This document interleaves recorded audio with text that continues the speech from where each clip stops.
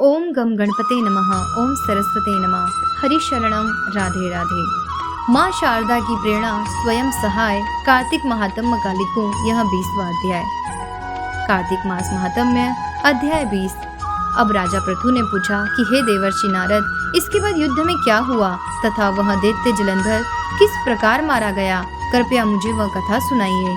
नारद जी बोले, जब गिरिजा वहां से अदृश्य हो गई और गंधर्वी माया भी विलीन हो गई, तब भगवान वृषभध्वज चैतन्य हो गए। उन्होंने लौकिक कथा व्यक्त करते हुए बड़ा क्रोध किया और विस्मितता मना जलंधर से युद्ध करने लगे। जलंधर शंकर के बाणों को काटने लगा, परंतु जब काट ना सका तब उसने उन्हें मोहित करने के लिए माया की पार्वती का निर्माण कर अपने रथ पर बांध लिया। तब अपनी प्रिया पार्वती को इस प्रकार कष्ट में पड़ा देख लौकिक लीला दिखाते हुए शंकर जी व्याकुल हो गए। शंकर जी ने भयंकर रौद्र रूप धारण कर लिया। तब उनके रौद्र रूप को देखकर कोई भी दैत्य उनके सामने खड़ा होने में समर्थ न हो सका और सब भागने और छिपने लगे, यहाँ तक कि शुंभ निशुंभ भी समर्थ न हो सके। शिव जी ने उन शुंभ निशुंभ को शाप देकर बड़ा धिक्कारा और कहा, तुम दोनों ने मेरा बड़ा अपराध किया है। तुम युद्ध से भागते हो, भागते को मारना पाप है।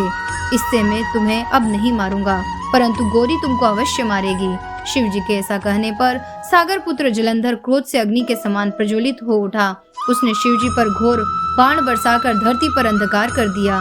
तब उस दैत्य की ऐसी चेष्टा देखकर शंकर जी बड़े क्रोधित हुए तथा उन्होंने अपने चरणांगुष्ठ से बनाए हुए सुदर्शन चक्र को चलाकर उसका सिर काट लिया। एक प्रचंड शब्द के साथ उसका सिर पृथ्वी पर गिर पड़ा और अंजन पर्वत के समान उसके शरीर के 2 खंड हो गए। उसके रुधिर से संग्राम भूमि व्याप्त हो गई। शिवाज्ञा से उसका रक्त और मांस महारोरों में जाकर रक्त का कुंड हो गया तथा उसके शरीर का तेज निकलकर शंकर जी में वैसे ही प्रवेश कर गया जैसे वृंदा का तेज गौरी के शरीर में प्रविष्ट हुआ था। जलंधर को मरा देख देवता और सब गंधर्व प्रसन्न हो गए। माँ शारदा की प्रेरणा स्वयं सहाय। तो ये था कार्तिक मास अध्याय 20। राधे राधे।